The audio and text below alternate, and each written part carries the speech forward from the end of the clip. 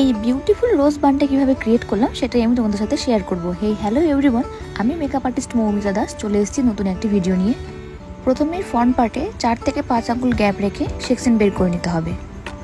দেন C section secure করে নিয়ে back পার্টে যে হেয়ারটা থাকবে সেটাকে পনিটেল করে নিতে হবে। তারপর সি সেকশনের হেয়ারগুলোকে ভালো করে ব্যাক ব্রাশ করে নিয়ে পাফ ক্রিয়েট করতে হবে। পাফের হাইট তোমরা ক্লায়েন্টের ফেস অনুযায়ী রাখতে পারো।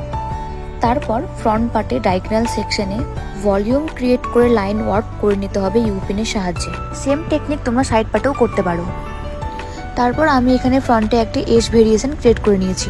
দেন পনিটেলের ওপর বেস ক্রিয়েট করে টপ সেকশনে 2 থেকে 2.5 আঙ্গুল হেয়ার নিয়ে সেটাকে একটি কোণ তৈরি করতে হবে রোজ বানানোর জন্য। তারপর পাতলা পাতলা সেকশন নিয়ে হেয়ার ব্রেড ক্রিয়েট করে সেটাকে স্প্রেড করে রোজ প্যাটেল ক্রিয়েট করতে হবে। And this is the final look. কেমন হয়েছে হেয়ার স্টাইলটা সবাই একটু কমেন্ট করে জানিও। ভিডিওটি ভালো লাগে লাইক